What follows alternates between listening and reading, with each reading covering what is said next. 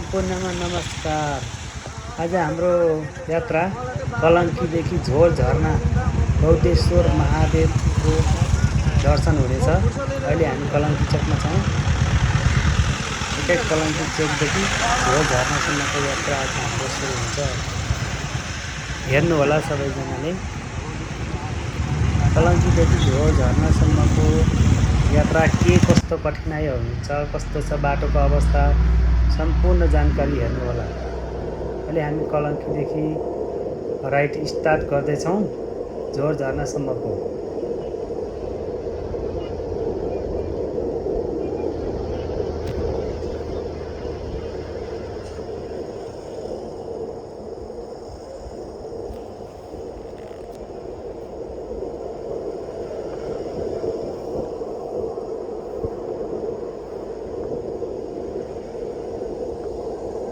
कलङ्की सीता पाइला हुँदै हामी झोर झरनासम्मको यात्रा गर्छौँ।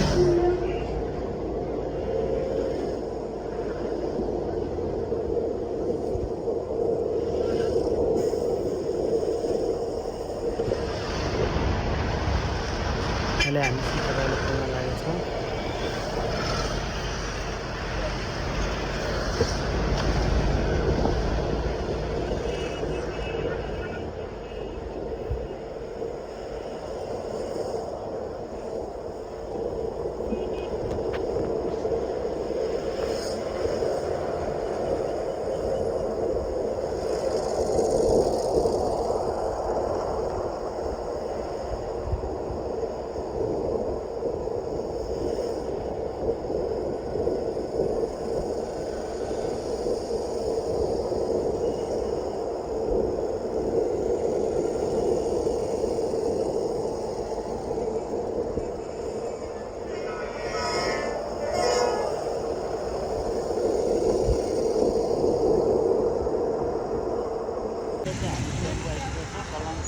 अहिले हामी कलङ्की सीता पाइला हुँदै स्वयम्भू आइपुगिसकेका छौँ।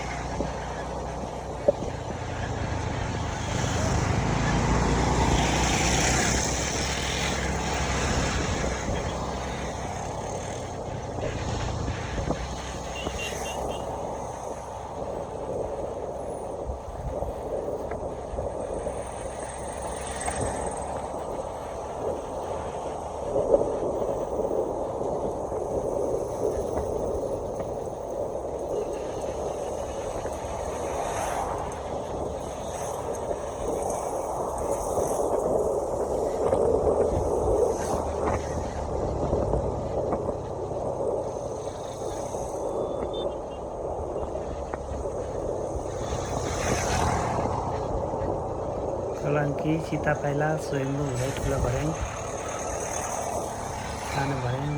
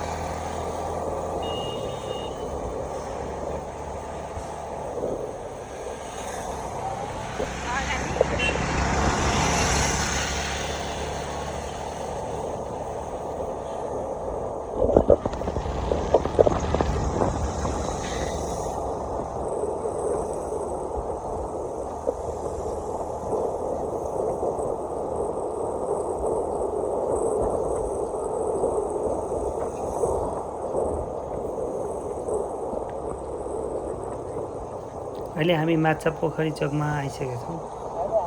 अहिले हामी माछा पोखरी चोकमा छौँ। माछा पोखरी चोक हुँदै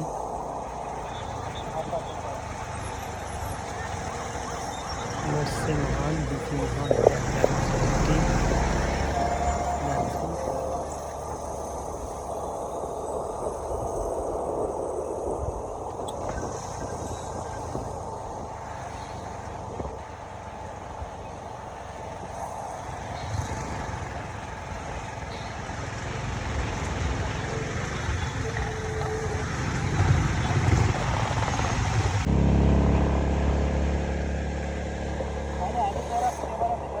अहिले हामी सोराखुट्टीबाट भित्र छिरेर टोखाको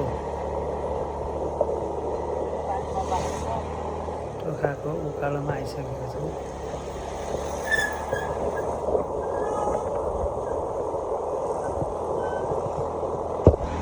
टोखा ग्रान्डी हस्पिटलको नजिकै हुँदै हामी झोर झर्नासम्मको यात्रा पुरा गर्नेछौँ।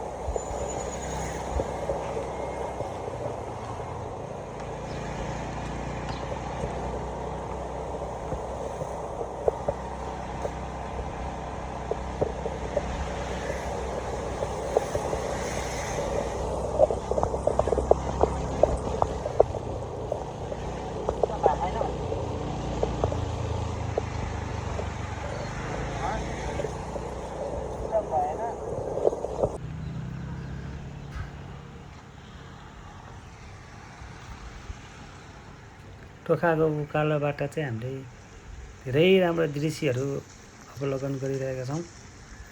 यहाँबाट चाहिँ काठमाडौँ भ्याली पुरै देखिन्छ। एकदम हाइटमा छ, धेरै राम्रो छ। तपाईँ पनि एकचोटि भ्रमण गर्नुहोला। कतिपय धेरै जसोले त जानु भइसकेको होला, नजानु भएकाहरूलाई यसो भ्रमण गर्नुहोला। धेरै रमाइलो छ। अहिले हामी फाइनली बौद्धेश्वर महादेव झरना पुगिसकेका छौँ। झोर झरना र बौद्धेश्वर महादेव एकै ठाउँमा छ। फाइनली गाइड अहिले चाहिँ हामी झोर झरनामा छौँ। झोर झरना र बौद्धेश्वर महादेव मन्दिर एकै ठाउँमा छ।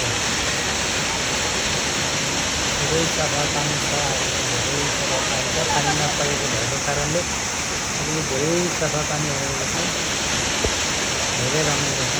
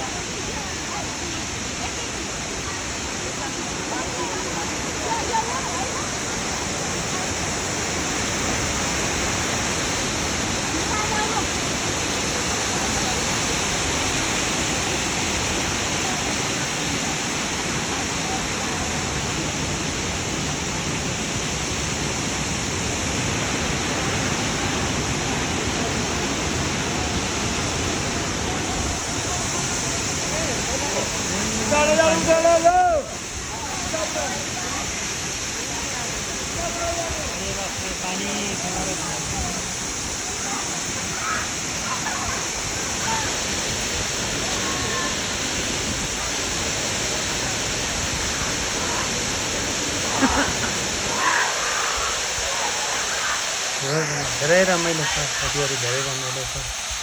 ल साथीहरू धेरै रमाइरहनु भएको छ। रमाइलो हुँदैछ ल।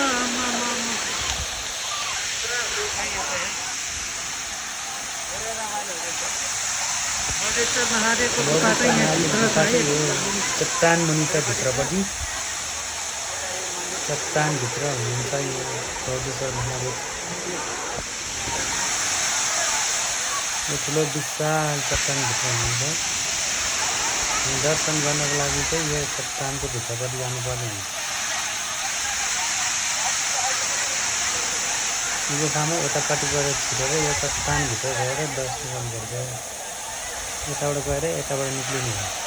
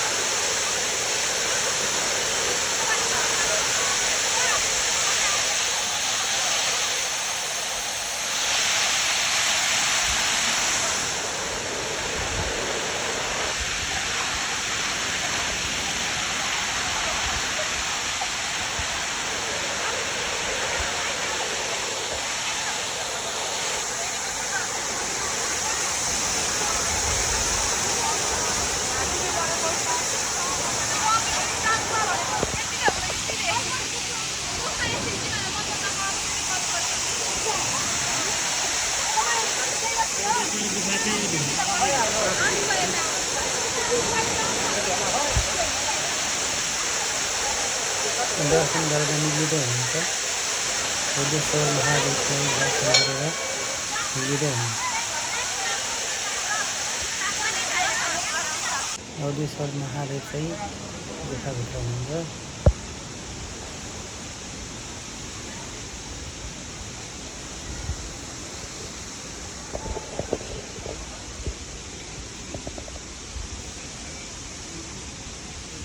अहिले चाहिँ हामी गुफामा जाँदैछौँ यहाँबाट चाहिँ गुफाको प्रवेशद्वार हो लाइन धेरै लामो विशाल चट्टान पनि विराज हुनुहुन्छ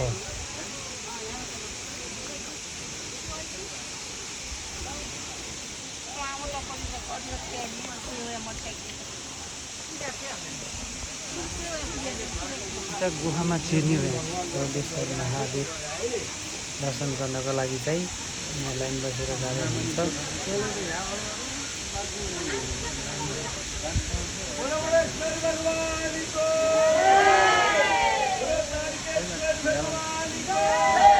विशाल चट्टान छ चट्टानभित्र विराजमान हुनुहुन्छ बौद्धेश्वर महादेव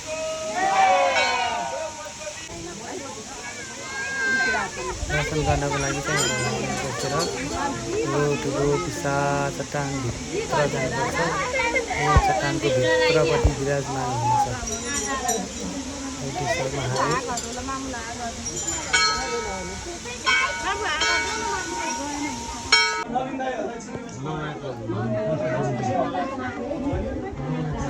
चट्टानभित्रपट्टि विराजमान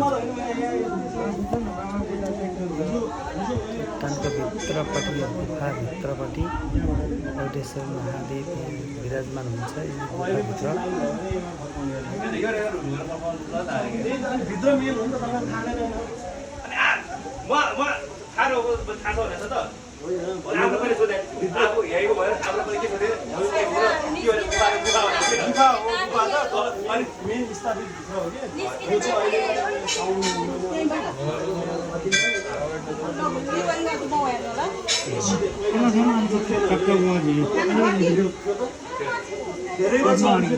ठेलेर जानु मिलेन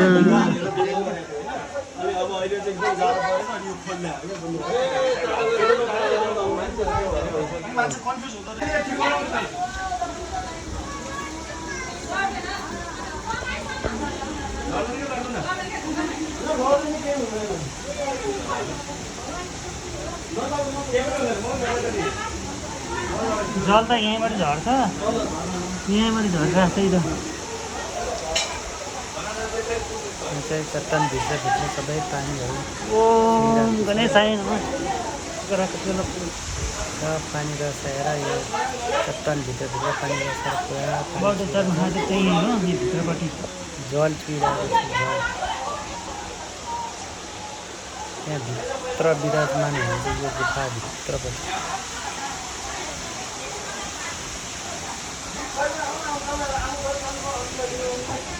All right.